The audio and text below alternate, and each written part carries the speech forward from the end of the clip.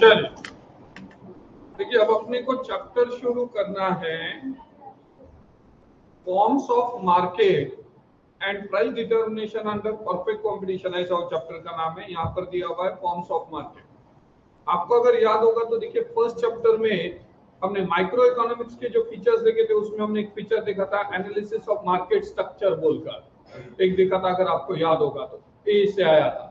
ठीक है, अब एनालिसिस ऑफ मार्केट स्ट्रक्चर में मैंने तो आपको बताया था कि माइक्रो इकोनॉमिक्स की थ्योरी में डिफरेंट टाइप्स के जो मार्केट्स है हम उसकी स्टडी करने वाले, उसके फीचर्स की स्टडी करने वाले हैं और उसमें प्राइस कैसे डिटरमाइन होते हैं उसकी स्टडी करने वाले हैं। अब ये चैप्टर में अपने को क्या क्या पढ़ना है, पहले मार्केट ये कंसेप्ट पढ़ना है अपने को, then define perfect competition, explain the features of perfect competition ये पढ़ना है, then what is pure competition, explain the features of pure competition, what is price equilibrium under perfect competition, ये एक इंपॉर्टेंट क्वेश्चन है, what is monopoly, explain the in detail the features of monopoly, लिखिए वहां पर लिखिए मार्च 2023, लिखिए मार्च 2023 में वो क्वेश्चन पूछा हुआ है फीचर्स ऑफ मोनोपोली का। उसके बाद टाइप्स ऑफ मोनोपोली, ओलिगोपोली, उसके बाद फीचर्स ऑफ ओलिगोपोली और लास्ट में अपने को पढ़ना है monopolistic competition and explain the features of monopolistic competition. अब सबसे पहले कंसेप्ट समझ कर लेते हैं। देखिए मार्केट, पूरा ध्यान इधर। यूजुअली मार्केट का मतलब हम लोग क्या बोलते हैं, यूजुअली मार्केट का मतलब हम बोलते हैं ये एक ऐसा प्लेस है जहां पर बायर्स और सेलर्स एक साथ आते हैं, बराबर है। उनका प्राइस को लेकर क्या होता है जी, दे बार्गेन विद ईच अदर, और एक प्राइस पर आकर फिर गुड्स का क्या होता है जी, एक्सचेंज होता है फॉर मनी और मनीज वर्थ। ऐसे प्लेस को अपन क्या करते हैं, मार्केट बोलते हैं। बट ये मार्केट की डेफिनेशन लिमिटेड हो जाती है, क्यों? क्योंकि हमने मार्केट को एक प्लेस से क्या कर दिया है जी, हमने उसको जोड़ दिया है। जैसा मैं आपको नांदेड़ में अगर एग्जांपल दूं अपने, तो नांदेड़ में आप अगर देखेंगे तो सराफा बोले तो गोल्ड स्मिथ का मार्केट है, पूरा ज्वेलरी का मार्केट है। उसके बाद वजीराबाद देखेंगे तो कपड़े का मार्केट है ना। देन आप अगर देखेंगे तो शिवाजी नगर वो मार्केट नहीं हुआ, बट ये जो एरिया है ये पूरा क्या है, क्लासेस का मार्केट है। पूरे तरीके के हर तरीके के क्लासेस आपको यहाँ देखने को मिलेंगे। ठीक है, उधर इतवारे में जाएंगे तो वो भी कौन सा है, सब्जी मंडी, जिसको वेजिटेबल मार्केट बोलते हैं अपन। तो हमने क्या किया है, मार्केट को एक प्लेस से जोड़ दिया है। बट इन इकोनॉमिक्स मार्केट की डेफिनेशन क्या हो जाती है जी, काफी बड़ी हो जाती है। इकोनॉमिक्स में मार्केट की डेफिनेशन क्या बोलती है, इट इज दैट रीजन और it is that place over the buyers and sellers come into contact directly or indirectly, या तो वो डायरेक्टली कांटेक्ट में आएंगे या इनडायरेक्टली कांटेक्ट में आएंगे, और exchange of goods and services happen for moneys और मनीज वर्थ। बोले तो क्या सर, देखिए मैं एक सिंपल सा एग्जांपल देता हूं। अगर आपको रेलवे की टिकट बुक करना है, हम अगर मैन्युअली जाकर टिकट बुक करेंगे तो सवेरे 8 से शाम में 8 के बीच में हो, वहां पर जाना पड़ेगा, आपको फॉर्म भर के देना पड़ेगा, वहां से आप टिकट बुक करके लाओगे। तो ये क्या होगा, एक प्लेस से जोड़ दिया हमने। वही अगर आप उसको इंटरनेट पर करते हो बुकिंग, तो 24/7 आप कभी भी क्या कर सकते हो जी, बुकिंग कर सकते हो। तो आप अगर वहां खिड़की पर जा रहे हो तो it is a direct contact, ठीक है ना। वो सेलर सामने बैठा है, बायर सामने उसके, और इमीडिएटली क्या हो रहा है जी, वहां पर फेस टू फेस कॉन्टैक्ट हो रहा है और गुड्स के एक्सचेंज हो रहा है या सर्विसेज लिए बेचे जा रहे हैं। बट अगर आप नेट पर कर रहे हो तो आप डायरेक्ट कर रहे हो क्या, नहीं, इनडायरेक्टली, और आप कभी भी क्या कर सकते हो जी, वहां से परचेस कर सकते हो। तो मार्केट की डेफिनेशन हमारी लेमैन की लैंग्वेज में, मार्केट की definition limited to a place and limited to a time है। बट इन इकोनॉमिक्स आप अगर देखें तो मार्केट की डेफिनेशन क्या है जी, काफी वाइड है। It is that region over which buyers and sellers come into contact directly और इनडायरेक्टली, ऐसा बोला हुआ है। तो देखिए मार्केट, 2 मार्क के लिए लिखा है, लिखिए डिफाइन कंसेप्ट 2 मार्क्स, लिखिए डिफाइन कंसेप्ट 2 मार्क। क्या बोला, देखिए normally the term market refers to any definite place where buyers and sellers meet to exchange their goods, but in economics market does not mean a specific place, rather than it is an arrangement where buyer and seller directly or indirectly meet each other and exchange of goods take place among them. Underline कीजिए, it is that region or it is that arrangement over which buyers and sellers directly or indirectly meet each other and exchange of goods take place among them. तो direct contact होना जरूरी नहीं है, indirectly भी क्या कर सकते हैं जी, हम Amazon से परचेस कर रहे हैं, हम फ्लिपकार्ट से परचेस कर रहे हैं, हम Myntra से परचेस कर रहे हैं, हम Ajio से परचेस कर रहे हैं, तो हमारे को वो सेलर दिखता है क्या जी सामने, हम इनडायरेक्टली परचेस कर रहे हैं या नहीं कर रहे हैं। Are you getting my point? हम अगर यहाँ डीमार्ट में जाकर परचेस कर रहे हैं तो हम डायरेक्टली परचेस कर रहे हैं, डायरेक्टली कॉन्टेक्ट हो रहा है। बट वही डीमार्ट के ऐप से परचेस कर रहे हैं तो वो क्या हो रहा है जी, इनडायरेक्टली परचेस हो रहा है या नहीं हो रहा है। देखिए आगे क्या बोला, देखिए according to Augustin Cournot, economics understand the term market not any particular marketplace in which things are bought and sold, but the whole of any region in which buyer and seller in such a close contact with each other with one another that the prices of same goods tend to be equality easily and quickly। बराबर है ना, ये एक ऐसा reason है जहां पर buyer और सेलर डायरेक्टली या इनडायरेक्टली एक दूसरे के कांटेक्ट में आ रहे हैं, बराबर है, और वो बार्गेन कर रहे हैं और सभी तरफ वो प्राइस इक्वली होंगी, है ना। जैसा आप रेलवे की टिकट बुक कर रहे हो तो रेलवे की टिकट अपन कहां से बुक कर सकते हैं, रेलवे की वेबसाइट से कर सकते हैं, बराबर है ना। आप अगर देखें मेक माई ट्रिप से कर सकते हैं, उसके अलग अलग कहां से भी रेलवे की टिकट की बुकिंग हो सकते हैं। बट सब जगह देखेंगे तो प्राइस क्या होंगे जी, उनके सेम होंगे, ठीक है। आगे क्या बोला हुआ है देखिए, दस market is a network of dealing between potential buyer and seller at the point at any point of time। market will exist if there are, अब क्या क्या होना चाहिए मार्केट में, देखिए क्या क्या होना चाहिए। पहला बायर्स एंड सेलर्स होना चाहिए, सिर्फ बायर्स होगा तो मार्केट नहीं होगा और सिर्फ सेलर्स होगा तो मार्केट नहीं होगा। बायर्स बोले तो हमने डिमांड साइड देखी, सेलर्स बोले तो हमने कौन सी देखा जी, अभी रिसेंटली चैप्टर देखा, सप्लाई साइड देखा हमने। तो दोनों भी होना जरूरी है, बायर्स भी होना जरूरी है, सेलर भी। मैं पढ़ाने को रेडी हूँ बट सपोज स्टूडेंट ही नहीं है तो मेरा पढ़ाना कोई काम का होगा क्या जी, नहीं होगा। आपको पढ़ना है बट कोई पढ़ाने वाला ही नहीं है, बराबर है ना। तो आपको पढ़ने का जो भी आपका डिजायर है वो कंप्लीट होगा क्या जी, डिमांड है वो कंप्लीट होगा क्या, नहीं होगा। तो दोनों भी जरूरी है। सेकंड क्या बोला देखिए, प्रोडक्ट और service to be bought and sold, पहले बायर एंड सेलर होना जरूरी है, फिर प्रोडक्ट या सर्विस होना जरूरी है।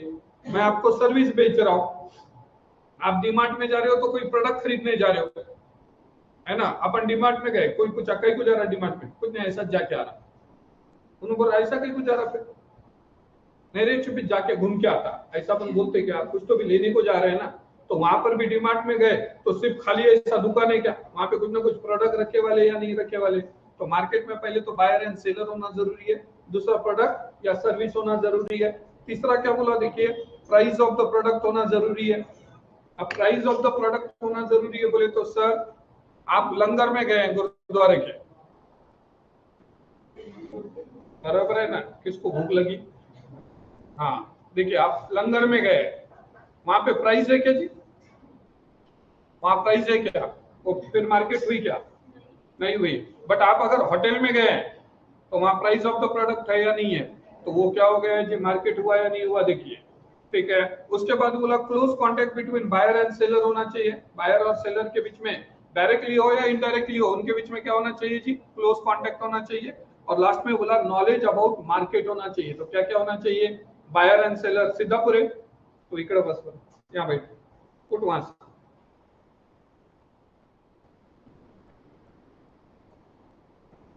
बैठो।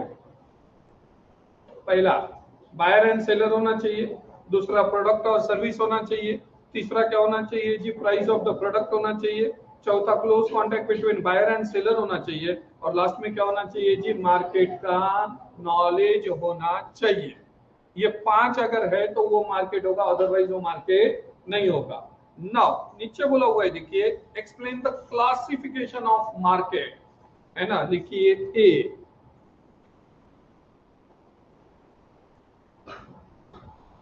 Explain the classification of market.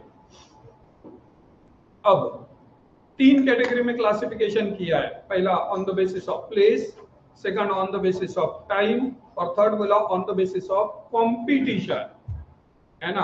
अब सबसे पहला बोला देखिए on the basis of place. अब प्लेस में कौन से मार्केट है, लोकल मार्केट है, नेशनल मार्केट है और इंटरनेशनल मार्केट। अब लोकल मार्केट बोले तो क्या, देखिए आपके लोकल लिमिट में जो चीजें बिकती हैं या जो गुड्स का क्या होता है जी, खरीद बिक्री की जाती है, परचेज एंड सेल किया जाता है, वो मार्केट को कौन सी मार्केट बोलेंगे, लोकल मार्केट बोलेंगे। यूजुअली पेरिशेबल गुड्स जो होते हैं, नाशवंत वस्तु या पेरिशेबल गुड्स, जैसा वेजिटेबल्स है, बराबर है, मिल्क है, नॉन वेज के आइटम है, इनकी मार्केट कौन सी होती है, लोकल मार्केट होती है। आप अगर देखेंगे तो अपने घर पे जो सवेरे दूध वाले आते हैं वो कुछ बहुत पुणे मुंबई से दूध लेकर नहीं आते।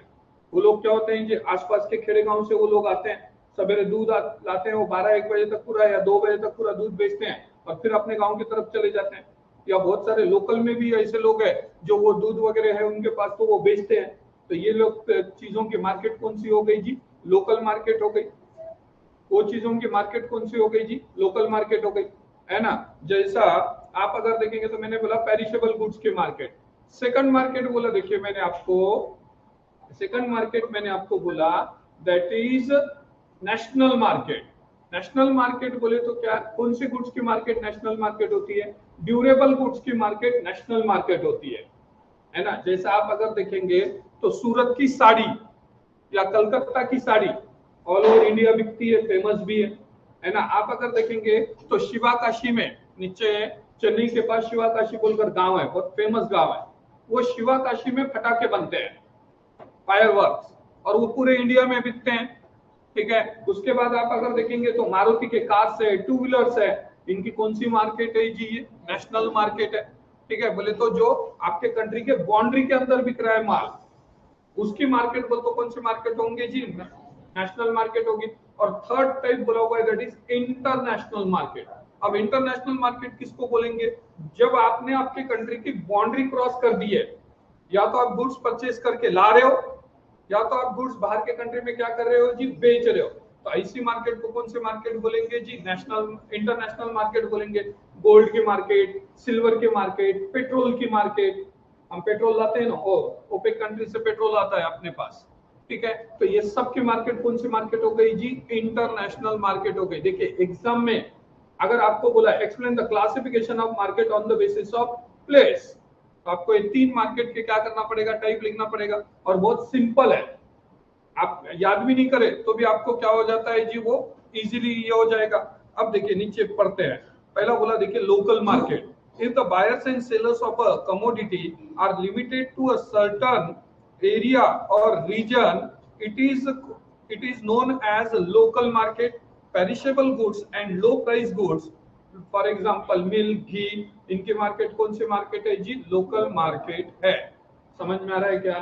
सेकंड कौन से बोलिए, देखिए national market. When buyer and seller are not confined to state boundary but are spread throughout the country, they are demanded throughout the nation. For example, market of books, sarees, two wheelers, etc. इनके market कौन सी market है जी? National market है। अपने पास books भी आप अगर देखेंगे तो अपने पास टाटा मैगरील के बुक्स आते हैं, उसकी नेशनल मार्केट है। बहुत सारे बुक्स हम दिल्ली से भी मंगाते हैं, अगर यहाँ नहीं मिल रहे हैं तो दिल्ली से बुक्स आते हैं। तो ये सब की मार्केट कौन सी मार्केट हो गई जी? नेशनल। आपका फेवरेट मोबाइल है ना, उसकी भी मार्केट कौन सी है? नेशनल भी है, इंटरनेशनल भी है। अपने पास इंटरनेशनल लेवल के भी मोबाइल्स आते हैं, बट मैक्सिमम अभी मार्केट कौन सा है उसका? नेशनल मार्केट है। देन लास्ट में कौन सा बोला, देखिए international market. When buyers and sellers are spread across the geographical boundary of a nation and demand for such commodities worldwide, or demand is universal, for example market of gold, silver and petrol, बोले तो local में अगर बिक रहा है, city के limit में बिक रहा है, तो वो कौन सा मार्केट है? लोकल मार्केट है। कौन से गुड्स की मार्केट लोकल होंगी? पेरिशेबल गुड्स की मार्केट लोकल होंगी। दूसरा मैंने बोला अगर आपके कंट्री के बाउंड्री के अंदर बिक रहा है तो वो नेशनल मार्केट है। कौन से गुड्स की मार्केट नेशनल मार्केट होंगी? पेरिशेबल गुड्स की मार्केट नेशनल मार्केट होगी। और तीसरा बोला इंटरनेशनल मार्केट, जब आप आपके बाउंड्री क्रॉस करके जा रहे हो और गुड्स या तो परचेस कर रहे हो या बेच रहे हो, तो ऐसी मार्केट कौन सी मार्केट होंगी जी? इंटरनेशनल मार्केट होंगी। ठीक है, समझ में आ गया? नाउ अब बोला देखिए on the basis of time. अब टाइम के बेसिस पे मार्केट, पहला बोला वेरी शॉर्ट पीरियड। अब वेरी शॉर्ट पीरियड बोले तो क्या? पूरा ध्यान इधर। वेरी शॉर्ट पीरियड बोले तो क्या? ये मार्केट ऐसी है कि आप सप्लाई में चेंजेस नहीं कर सकते हो। डिमांड में जो चेंजेस हो रहे हैं उस हिसाब से आप सप्लाई में चेंजेस कर सकते हो क्या जी? नहीं कर सकते हो। यूजुअली एक दिन या एक हफ्ते की ये मार्केट होती है। जैसा मैंने बोला कि मार्केट में अचानक ओनियन की बहुत डिमांड बढ़ गई, उतने स्पीड से ओनियन का हम सप्लाई नहीं बढ़ा पाए, ठीक है। तो ऐसे टाइम पर ओनियन के रेट बढ़ेंगे कि कम होंगे? बढ़ेंगे। बोल तो ये मार्केट में प्राइस कौन डिटरमाइन करता है? ये मार्केट में प्राइस डिटरमाइन करता है उसका डिमांड एंड सप्लाई, बराबर है ना। उस पर प्राइस डिसाइड होंगे। अगर सप्लाई कम है और डिमांड ज्यादा है तो प्राइस बढ़ जाएगी। ऐसे मार्केट को कौन सी मार्केट बोलेंगे जी हम? ऐसे मार्केट को कौन सी मार्केट बोलेंगे? Very short period market. इसमें हम सप्लाई में चेंजेस नहीं कर पाते हैं, एडजस्ट नहीं कर पाते हैं सप्लाई को। सो क्या बोला देखिए, very short period is a period in which supply is fixed and price is determined by demand. Underline कीजिए, supply is fixed and price is determined by the demand. Demand ज्यादा है और सप्लाई कम है, supply तो बढ़ा ही नहीं सकते, तो प्राइस क्या हो जाएंगे जी? बढ़ जाएंगे। आगे, the time period is for few days weeks in which the supply of commodity can't be increased. आप सप्लाई को बढ़ा सकते हो क्या जी? नहीं बढ़ा सकते हो, ऐसा बोला हुआ है। तो ये कौन सा हो गया? Very short period market. ठीक है। सेकंड क्या बोला देखिए आप, आपके पास short period market. Short period market में हम सप्लाई में थोड़े बहुत चेंजेस कर सकते हैं। वेरी शॉर्ट पीरियड में तो कुछ भी नहीं कर सकते हैं, बट सप्लाई मार्केट इसमें शॉर्ट पीरियड के मार्केट में हम कर सकते हैं। क्या बोला देखिए, short period is a period less than 1 year. Underline कीजिए, आपको वन वर्ड वन फ्रेज में पूछा जाता है, एक साल से कम का मार्केट बोल तो कौन सा मार्केट है जी? शॉर्ट पीरियड का मार्केट है। In this period firms can only make adjustment in inputs like labor to increase the supply of goods and services. Then आगे बोला देखिए, long run market. Long run is a period of period of time in which all factors of production and cost are variable. है ना। देखिए, दो तरीके के ना मार्केट है, एक है शॉर्ट पीरियड मार्केट, एक है long period market. Short period market और लॉन्ग पीरियड मार्केट में क्या फर्क है? यूजुअली हम सीए फाउंडेशन में बताते हैं। ये शॉर्ट पीरियड मार्केट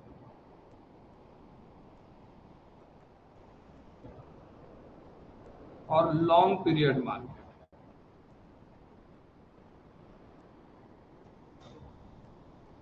ध्यान दीजिए, हमने देखा था 4 फैक्टर से प्रोडक्शन के। कौन से 4 फैक्टर्स है? Land, labour, capital, organisation. ठीक है। यहाँ पर वन फैक्टर वेरिएबल,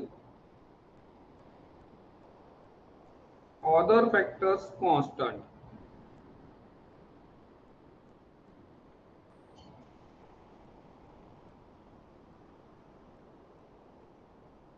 यहां पर all factors are variable। बोले तो सर देखिए, 4 फैक्टर्स ऑफ प्रोडक्शन है, लैंड, लेबर, कैपिटल, एंटरप्रेन्योर। यहाँ पर भी है लैंड, लेबर, कैपिटल, एंटरप्रेन्योर। यहाँ पर आप अगर देखेंगे तो ये तीनों फैक्टर कांस्टेंट है। उसके ऊपर लाल लाइन है, वो तो कांस्टेंट है। एक ही फैक्टर यहाँ पर हम कंसीडर करते हैं, दैट इज लेबर। जो भी चेंजेस करने हैं हमने कहीं में करने हैं जी? हमने लेबर में करने हैं। इसको लेकर बीकॉम फर्स्ट ईयर में, फर्स्ट सेम में और सीए फाउंडेशन में 2 कंसेप्ट आते हैं। एक आता है लॉ ऑफ वेरिएबल प्रोपोर्शंस और दूसरा आता है law of constant return to scale. ये 2 अलग अलग थ्योरीज है, बराबर है ना। शॉर्ट रन की थ्योरी है लॉ ऑफ वेरिएबल प्रोपोर्शंस, उसकी ग्राफ कैसी है वो भी बता देता हूं।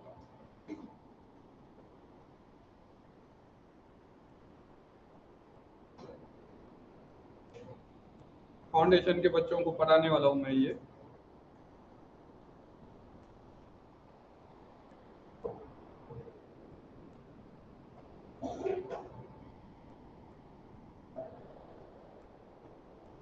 ऐसे 3 अलग अलग graph, total product, average product, marginal product. और इसकी ग्राफ कैसी है? You you you, increasing return, constant return, diminishing return. 3 अलग अलग थ्योरीज है, 2 अलग है, सॉरी ये 2 अलग अलग थ्योरीज है। अपने को एक समझ में आना चाहिए, शॉर्ट पीरियड बोले तो क्या और लॉन्ग पीरियड बोले तो क्या। शॉर्ट पीरियड बोले तो एक आधा फैक्टर वेरिएबल है, यूजुअली कौन सा फैक्टर वेरिएबल है जी? लेबर है। और लॉन्ग पीरियड मार्केट या लॉन्ग पीरियड बोले तो क्या है जी?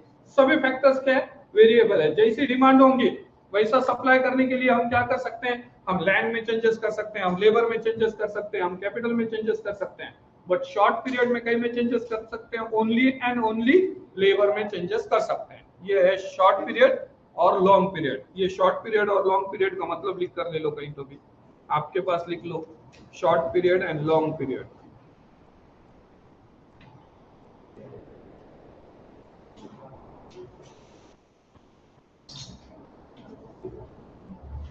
लिख लो what mean by short period.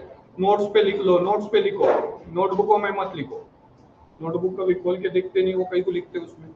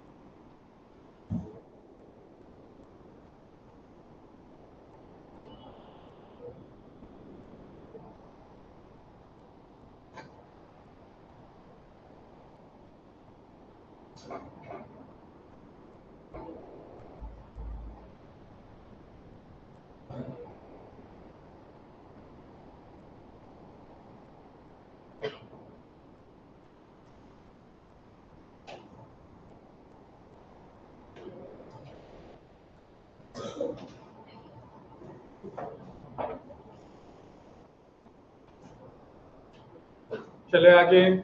तो शॉर्ट पीरियड का मतलब क्या है? वन फैक्टर वेरिएबल है, अदर फैक्टर्स क्या है जी? कांस्टेंट है। और लॉन्ग पीरियड बोले तो क्या? सभी फैक्टर्स क्या है जी? वेरिएबल है। वेरिएबल है बोल तो वो बदल सकते हैं। ठीक है, हाँ चलिए आ जाइए आगे। क्या बोला हुआ है देखिए अब आपके पास। long period long period is a period of time in which all factors of production and costs are variable. In the long term, long run, firms are able to adjust all costs if it is for a few years, generally up to 5 years. usually long period कब तक होता है जी? 5 साल का long period होता है। उसके बाद very long period। very long period is a production time that is so long that all the inputs are variable. It is of more than 5 years. ये 5 साल से ज्यादा पीरियड का होगा ऐसा बोला हुआ है। ठीक है, ये हो गया देखिए अपना on the basis of time. तो लीजिए on the basis of place कितने हैं बताइए? मार्केट के type how many types? 3 types. कौन से? Local, national, international. Local market बोले तो आपके सिटी के लिमिट के अंदर बेच रहे हो, और कौन से गुड्स का मार्केट होगा? ये पेरिशेबल गुड्स का मार्केट होगा। नेशनल मार्केट बोले तो आप बाउंड्री के अंदर बेच रहे हो और ड्यूरेबल गुड्स का मार्केट होगा। और थर्ड हमने बोला दैट इज इंटरनेशनल मार्केट, जब आप बाउंड्री क्रॉस करके या तो इंपोर्ट कर रहे हो या एक्सपोर्ट कर रहे हो, तो ये ट्रेड को तो कौन सा है? इंटरनेशनल ट्रेड है, इंटरनेशनल मार्केट है। ठीक है, ये मार्केट यूजुअली गोल्ड, सिल्वर, बराबर है ना। उसके बाद पेट्रोल, इसका मार्केट है। बाद में टाइम पीरियड के बेसिस पे कितने हैं? 4 है ना। पहला very short period. Very short period बोले तो हम सप्लाई में चेंजेस नहीं कर सकते, डिमांड में चेंज, डिमांड पर प्राइस डिसाइड होंगी, फ्यू डेज और फ्यू वीक्स। ठीक है, दूसरा हमने बोला that is short period market, 1 साल से कम ड्यूरेशन का मार्केट होगा। हम थोड़ा बहुत कहीं में चेंजेस कर सकते हैं, वेरिएबल इनपुट में चेंजेस कर सकते हैं। लॉन्ग पीरियड का market all factors are variable, बराबर है, 5 साल से कम का टाइम होगा। और long period market, very long period market बोल तो मोर देन 5 इयर्स, और सभी फैक्टर्स क्या होंगे जी? वेरिएबल होंगे। ठीक है, नाउ अब आ जाइए, अब इंपॉर्टेंट पार्ट पे आते हैं, that is on the basis of competition. अब आते हैं अपन on the basis of competition. Competition में देखिए 2 टाइप्स है, पूरा ध्यान इधर, perfect competition and imperfect competition. Perfect competition एक ही टाइप है, इम्परफेक्ट कंपटीशन के अलग अलग टाइप है। Monopoly, monopolistic competition and oligopoly. वैसा उसका और एक टाइप है ड्यूलोपोली, बट वो आपके सिलेबस में है नहीं। ठीक है, तो उसमें अपने को 3 मार्केट के टाइप पढ़ना है। अब देखिए, define perfect competition, explain the features of perfect competition. लिखिए ए, डबल ए कैटेगरी का क्वेश्चन, 8 मार्क्स।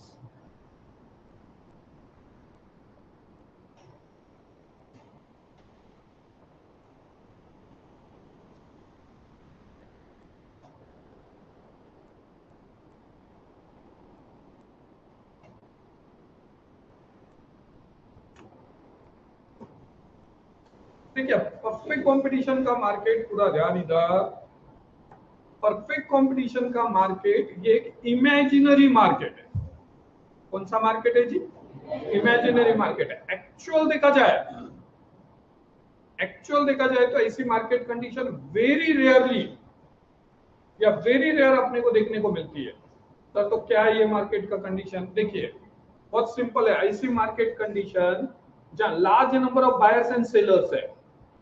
अगर ये डेफिनेशन याद हो गई तो आपको उसके फीचर्स भी याद हो जाएंगे। A market condition where there are large number of buyers and sellers, all the sellers are selling homogeneous product at uniform price and there is no barriers to entry and exit. Such market is known as a perfect competition market। बोले तो sir, ऐसी market जहां पर बेचने वाले भी बहुत ज्यादा है और खरीदने वाले भी बहुत ज्यादा है, और जो भी बेच रहे हैं वो यूनिफॉर्म प्रोडक्ट बेच रहे हैं। यूनिफॉर्म को तो होमोजीनियस प्रोडक्ट बेच रहे हैं, सबका प्रोडक्ट सेम है और वो सब सेम प्राइस पर बेच रहे हैं, और वो मार्केट में आने जाने पर एंट्री पर भी कोई बैरियर नहीं है और एग्जिट पर भी कोई बैरियर नहीं है। ऐसे मार्केट को कौन सी मार्केट बोला जाएगा जी? परफेक्ट कंपटीशन का मार्केट बोला जाएगा। अब ऐसी कौन सी मार्केट है आपके हिसाब से? ऐसी कौन सी मार्केट है जहां large number of buyers and sellers है और सेलर जो बेच रहे हैं वो होमोजीनियस प्रोडक्ट है और एट यूनिफॉर्म प्राइस बेच रहे हैं? वेजिटेबल मार्केट है, सबसे बेस्ट एग्जांपल है। वेजिटेबल मार्केट में आप अगर देखेंगे तो जिसके पास सपोज मार्केट में अपनी मेथी है, मेथी को इंग्लिश में क्या बोलते हैं? व्हाटएवर, हाँ, तो मेथी है ना, मेथी समझ में आती है अपने को। तो मेथी है, अब वो मेथी सभी के पास ग्रीन कलर की चलेंगी, सब जन सेम प्राइस पर ही बेचते रहेंगे। थोड़ा बहुत फर्क क्या होगा, कहीं पर वो फ्रेश होंगी, कहीं पर वो थोड़ी बासी होंगी, बाकी फर्क कुछ है क्या उसमें? और सब की प्राइस सेम है या नहीं है? और बेचने वाले भी बहुत ज्यादा है और खरीदने वाले भी क्या है जी? बहुत ज्यादा है। अब देखिए, बेचने वाले बहुत ज्यादा होने की वजह से क्या हो जाता है, कोई भी सेलर उसकी प्राइस डिसाइड नहीं कर सकता। जो मार्केट में प्राइस चालू है वो प्राइस पे उसको बेचना पड़ेगा कि नहीं? सपोज आप मेथी लेने गए, आपने किसी को पूछा मेथी कितने रुपए में, उसने बोला एक जोड़ी 20 रुपए में, और तुम मार्केट में थोड़ा सा घूम के आए, तुम देख रहे मार्केट में 20 के 3 जोड़ी आ रही या 20 में 3 उसके ये आ रहे यूनिट आ रहे, ठीक है, तो आप उसको क्या बोलेंगे? वहां पे तो 20 में 3 मिल रहे हैं, तुम 20 के 1 कैसा बेच रहा? उन्होंने बोला नहीं नहीं, मेरे को तो ये रेट में बेचना है। अपन बोलते तू बेच, अपन दिल में क्या बोलते, तेरा तो बिकने वाला नहीं, तेरे को सब्जी करके खाना पड़ने वाला है शाम में, तुझ खा। बोलेंगे कि नहीं बोलेंगे? बोल तो जो मार्केट में रेट है अगर आपने उसको बोले वैसा तो क्या बोलेगा? ठीक है ले 20 में 3। बोले तो सब जितने भी बेचने वाले, ध्यान दीजिए, वो सब प्राइस टेकर्स है, they are not price makers. और प्राइस डिसाइड कर सकते हैं क्या? नहीं, उनको जो मार्केट में प्राइस चल रही है वो प्राइस में लेना पड़ेगा। दूसरा, लेने वाले भी इतने हैं, खरीदने वाले भी इतने हैं कि कोई भी खरीदने वाला प्राइस डिटरमाइन नहीं कर सकता। आप गए, आपने पूछे कितने रुपए में थी, बराबर है ना, हमारे बलप्रीत गई, उसने बोला 20 के 3, जिन्होंने बोला 20 के 5 लगाओ, उन्होंने बोला 20 के 3 है, 20 के 5 कैसा लगो? नहीं नहीं, 20 के 5 देते होंगे तो लेती, नहीं तो नहीं लेती। उन्होंने बोला आगे बढ़ो, बराबर है ना, दूसरे को आन दो। बोलेगा कि नहीं? जो मार्केट में रेट चल रहा है वो रेट में आपको क्या करना पड़ेगा जी? खरीदना पड़ेगा। तो ऐसी मार्केट को कौन सी मार्केट बोलेंगे जी? हम परफेक्ट कंपटीशन का मार्केट बोलेंगे। इमेजिनरी मार्केट है ये, बहुत लिमिटेड अपने को क्या होती है जी? देखने को मिलती है, ठीक है। पेट्रोल और डीजल आते, बट वो एक ही प्रोडक्ट है ना, सिंपल प्रोडक्ट है, ठीक है। चलिए देखिए क्या बोला हुआ है, explain any 4 features of perfect competition. ऐसा भी आपको 4 मार्क के लिए आपको ये पूछा जा सकता है। सितंबर 21 में फर्स्ट जो एग्जाम हुई थी ये सिलेबस में, उसमें पूछा गया क्वेश्चन। क्या बोला देखिए, perfect competition is an ideal and imaginary concept of market. Underline कीजिए, आपको वन वर्ड वन फ्रेज में पूछा जा सकता है, इमेजिनरी और ideal market type.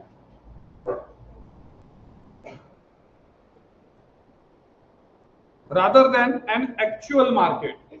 According to Mrs. John Robinson's, perfect competition prevails when the demand for output of each producer is perfectly elastic. अब perfectly elastic किसको बोलेंगे? Perfectly elastic का ग्राफ कैसा आएगा?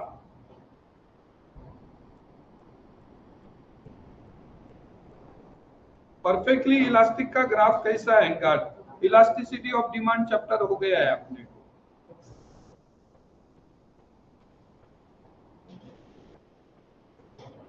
y एक्सिस या x एक्सिस?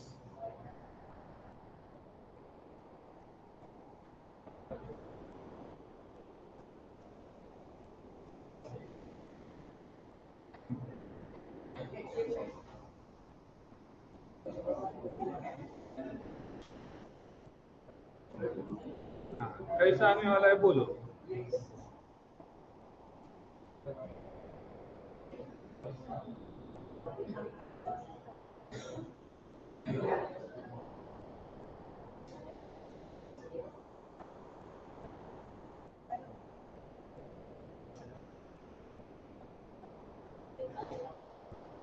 डिसाइड कर लो y है कि x है।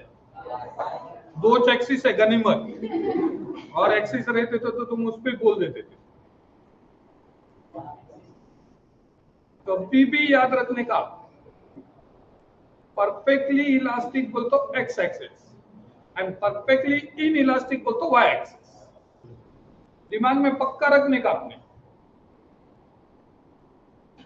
समझ में आ रहा है क्या? रोज रील देखने का कैसा अपना दिमाग में परफेक्टली रहता, क्लास छूटा नहीं, क्या अपन लेते खान खान देखते, बराबर है, वैसा याद ही कर लेने की ये चीजें। समझ में आ रहा है क्या? रील देखते होंगे, जो भी देखते होंगे, है ना, वो कैसा याद रहता, वो कैसा याद रहता होगा, तो वैसे ये चीजें भी याद रखना ना। ये जनरेशन का सबसे बड़ा प्रॉब्लम क्या है मालूम है क्या? एग्जाम आई कि बुक हाथ में लेने का, ऐसा यूजुअली रोज बुक हाथ में लेने का नहीं।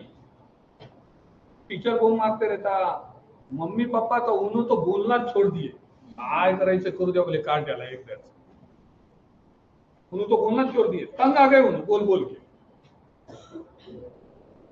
समझ में आ गया क्या?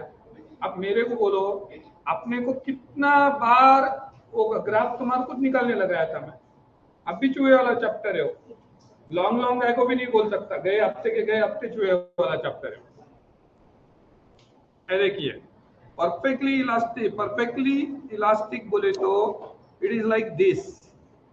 ध्यान दो अभी तक, बोले तो क्या है, बोले तो क्या है, प्राइस कोई भी डिसाइड नहीं कर सकता, ठीक है ना, it is decided by demand and supply. अब डिमांड एंड सप्लाई बोले तो क्या सर, देखिए क्या है, मैंने पहले ही चैप्टर में आपको याद, इधर ध्यान दो, मैंने पहले दिन जब मैं बता रहा था आपको, मैंने बोला था कि micro economics is known as price theory because price is determined on the basis of demand and supply. याद आ रहा है क्या? मैंने आपको डिमांड का रूल, सप्लाई का रूल बोल निकाल कर बताया था, ठीक है। तो आप अगर देखेंगे तो देखिए, ध्यान दो इधर, अभी आगे ये पार्ट अभी बता दे रहा हूं। मैंने बोला ये प्राइस है, ये डिमांड है और ये सप्लाई। प्राइस है, ऐसी कुछ चल रही है प्राइस,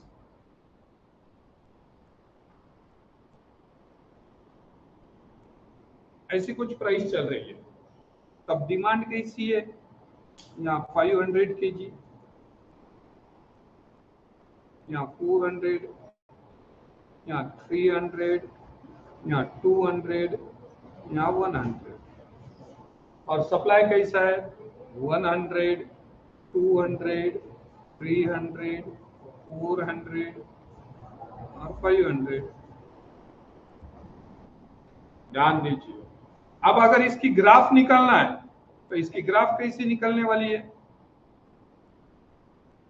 समथिंग लाइक दिस।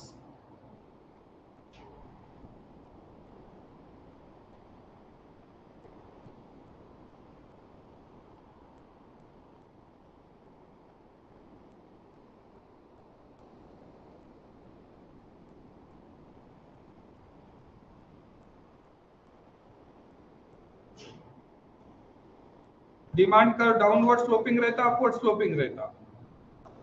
हाँ, गनीमत है, उतना मालूम है।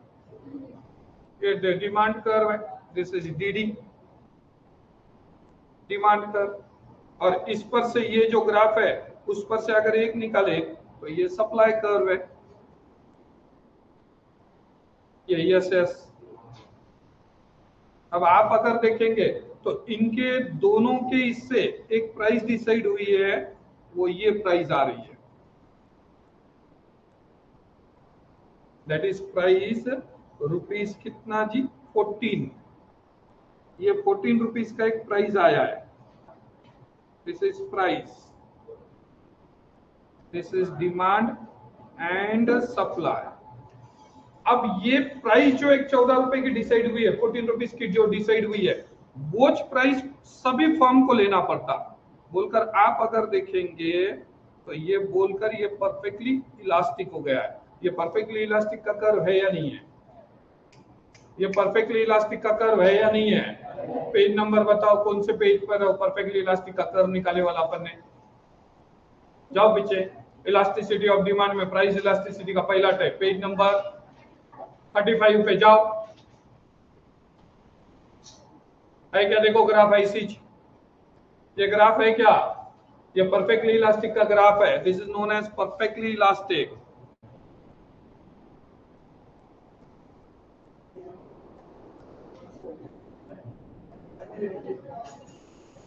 है क्या परफेक्टली इलास्टिक?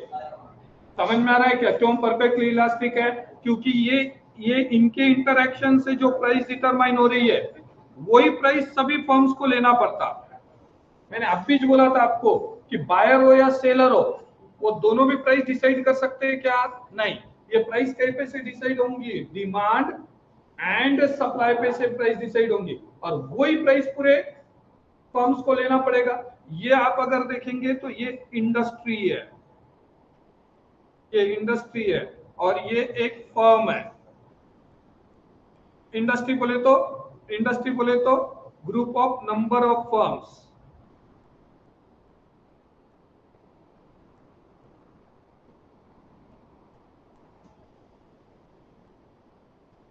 तो उसमें एक फर्म बोल तो जो इंडस्ट्री में रेट डिसाइड हो रहा है वही रेट क्या करना पड़ेगा जी? सबको लेना पड़ेगा कि नहीं?